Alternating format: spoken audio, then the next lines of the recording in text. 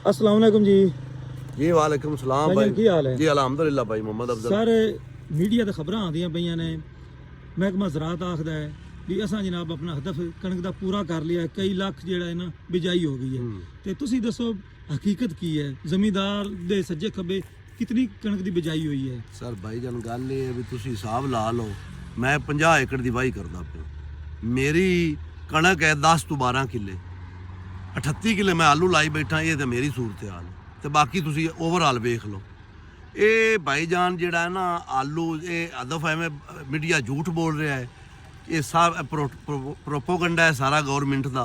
Government का नुमाइंदा भी अगर कोई गल करता पे तो वह भी ये गलत बयानी कर रहे, हदफ पूरा नहीं होना।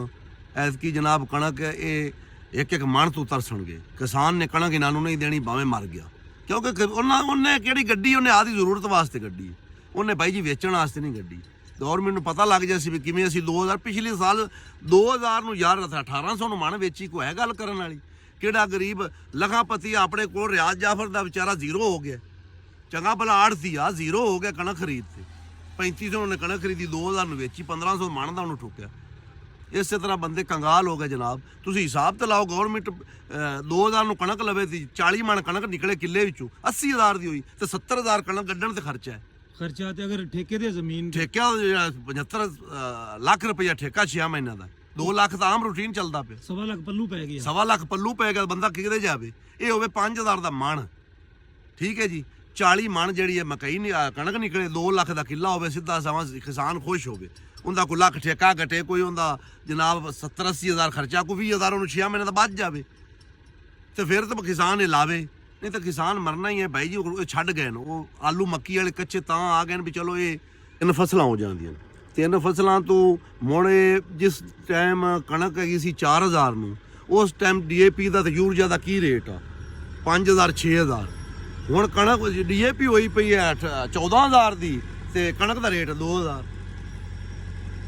किसान किते जावे? परेशानी तो बड़ा ये जड़ा है ना जी, मतलब फसलों के रेट घट है, फसलों के रेट घट है, जिनसां दे ज्यादा दूजा ज़रायत दे ज्यादा है, मतलब दवाइयां दे खादां दे ज्यादा है, पेट्रोल डीजल पेट्रोल महंगा। और डीजल वे कोई 300 ਨੂੰ ਟੱਚ पे करदा है, ਕਿਹੜੇ ਕੱਚੇ ਜਾਈਏ? ਤੇ ਕੀ ਮਸ਼ਵਰਾ ਦਿਓਗੇ ਹਕੂਮਤ ਨੂੰ? ਆਨੇ ਜੀ ਇਹ ਖਾਦਾਂ ਦੇ ਰੇਟ ਘਟਾਵਣ, ਫਸਲ ਦਾ ਰੇਟ ਬਿਹਤਰ ਕਰਨ, ਬਿਹਤਰ ਕਰ ਦੇਣ, ਖਾਦ ਹਰ ਸ਼ੇ ਘਟਾ ਦੇਣ। ਜਿਵੇਂ ਅੱਗੇ ਆਈ 4000 ਨੂੰ ਕਣਕ ਆਈ, ਖਾਦ DAP 6000 7000 ਨੂੰ ਲੱਭਦੀ ਹੈ, ਉਵੇਂ ਕਿਸਾਨ ਖੁਸ਼ ਆ, ਚੱਲ ਰਹੀ ਗੱਲ। ਹੁਣ ਜਨਾਬ ਖਾਦ ਕਿਧਰੇ ਤੇ ਕਣਕ ਪਿਛਾ ਆਈ ਪਈ। ਇਸ ਵਾਸਤੇ ਹਕੂਮਤ ਨੂੰ ਰਿਕੁਐਸਟ ਹੈ ਵੀ ਜਿਨਸਾਂ ਦਾ ਰੇਟ ਬਿਹਤਰ ਕਰਨ ਗੌਰਮੈਂਟ। ਹੁਣ ਵੀ ਜਿਹੜਾ ਹੁਣ ਵੇਖੋ ਨਾ ਜੀ, ਕਿਸਾਨ ਨੂੰ ਇੱਕ ਹੋਰ ਝਟਕਾ ਆਉਣ ਵਾਲਾ ਹੈ ਤੇ ਅਫਗਾਨਿਸਤਾਨ ਨਾਲ ਬਾਰਡਰ ਬੰਦ ਹੋਇਆ ਕਰ, ਸਾਡਾ ਆਲੂ ਜ਼ਿਆਦਾ ਉਹਦੇ ਜਾਂਦਾ ਹੈ।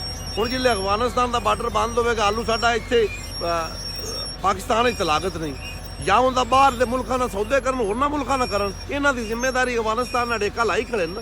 ਅਫਗਾਨਿਸਤਾਨ ਨਾਲ ਇਹਨਾਂ ਦਾ ਮੁਕਾਬਲਾ ਚੱਲਦਾ ਪਿਆ, ਬਾਰਡਰ ਬੰਦ ਹੈ।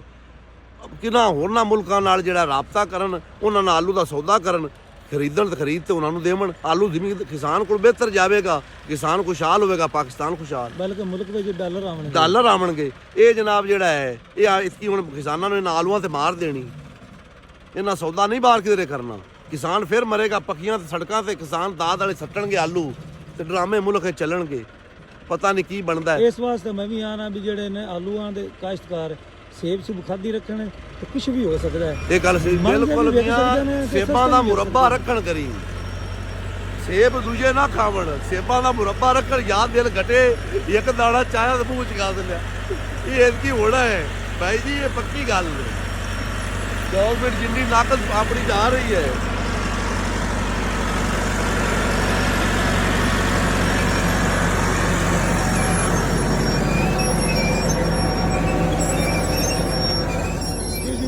ਬੋਲੋ, ਜਿੰਨੀ ਗਵਰਨਮੈਂਟ ਦੀ ਪੁਲਿਸ ਜਾਂ ਗਲਤ ਨਾਕਸ ਜਾ ਰਹੀਆਂ ਜੀ, ਇਹ ਐਵੇਂ ਹੀ ਹੋਣਾ ਹੈ। ਕਿਸਾਨ ਦਲੀਲ ਹੋਣਾ, ਕਿਸਾਨ ਜਿੱਲੇ ਦਲੀਲ ਹੋਣਾ ਹੈ ਤੇ ਭਾਈ ਜੀ ਸਿੱਧਾ ਉਹਨੇ ਹਕੂਮਤ ਨਾਲ ਨਫ਼ਰਤ ਕਰਨੀ। ਜਿੱਲੇ ਹਕੂਮਤ ਨਾਲ ਨਫ਼ਰਤ ਹੋਈ ਭਾਈ ਜਾਨ, ਤੇ ਬੰਦੇ ਜਿਹੜੇ ਹਨ ਉਹ ਇਹ ਹਕੂਮਤ ਨੂੰ ਪਤਾ ਲੱਗ ਸੀ ਵੀ ਕਿਸਾਨਾਂ ਨਾਲ ਕੀਤਾ ਤੇ ਸਾਡੇ ਨਾਲ ਕੀ ਹੋਇਆ। ਸਹੀ, ਜਿੰਨੀਆਂ ਵੀ ਤਾਕਤਾਂ ਮਿਲ ਜਾਵਣ ਜੀ, ਅਖੀਰੀ ਐਂਡ ਜਿਹੜਾ ਹੈ ਨਾ ਜੀ, ਉਹ ਹੀ ਹੈ ਜਿੰਦੇ 'ਚ ਕਿਸਾਨ ਨੂੰ ਫਾਇਦਾ ਜਿਹੜੀ ਗਵਰਨਮੈਂਟ ਦੇਵੇਗੀ ਉਹਨੇ ਉਹਨੂੰ ਸਪੋਰਟ ਕਰਨਾ। इमरान खान, मैं कोई इमरान खान का बंदा, मैं नून लीकियां पक्का। मियां मोइन खान का मैं ਕਰੀਬੀ ਰਿਸ਼ਤੇਦਾਰ ਹਾਂ। ਲੇਕਿਨ ਇਮਰਾਨ ਖਾਨ ਦੇ ਦੌਰ ਵਿੱਚ ਕਿਸਾਨ ਉੱਤੇ ਗਿਆ ਹੈ। ਨੂਨ ਲੀਗ ਦੇ ਦੌਰ ਵਿੱਚ ਕਿਸਾਨ ਕਿਉਂ ਥੱਲੇ ਆਂਦਾ ਇਹਦੀ ਸਮਝ ਨਹੀਂ ਆ ਰਹੀ। ਜਦੋਂ ਵੀ ਦੌਰ ਆਇਆ ਜਦੋਂ ਵੀ ਨੂਨ ਲੀਗ ਦਾ ਦੌਰ ਆਇਆ ਕਿਸਾਨ ਥੱਲੇ। ਤੇ ਬਾਕੀ ਜਿਹੜੇ ਮੁਰੱਬਿਆਂ ਦਾ ਮਸ਼ਵਰਾ ਦਿੱਤਾ ਨੇ ਜ਼ਮੀਂਦਾਰਾਂ ਨੂੰ, ਆਲੂਆਂ ਦੇ ਕਾਸ਼ਤਕਾਰਾਂ ਨੂੰ, ਮੁਰੱਬਾ ਨਾ ਭੁੱਲਣ ਭਾਈ ਜੀ ਮੁਰੱਬਾ ਸੇਬ ਵੀ ਨਹੀਂ ਭੁੱਲਣੇ। ਭਾਈ ਜੀ ਸੇਬ ਦੁਆ ਨਾ ਖਾਵਣ, ਮੁਰੱਬਾ ਸਪੈਸ਼ਲ ਰੱਖਣ ਸੇਬਾਂ ਦਾ।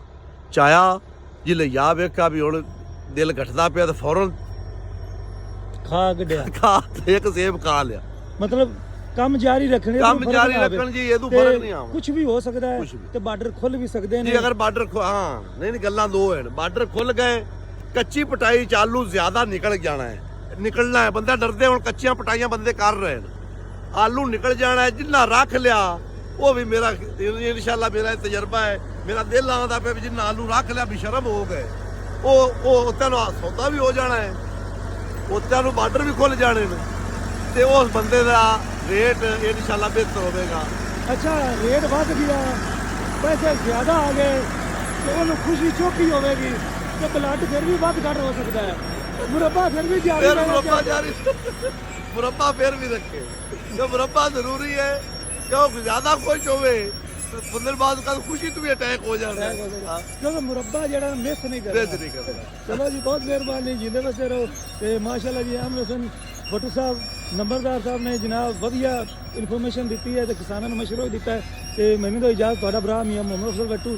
ਅੱਲਾ ਹਾਫਿਜ਼, ਪਾਕਿਸਤਾਨ ਜ਼ਿੰਦਾਬਾਦ।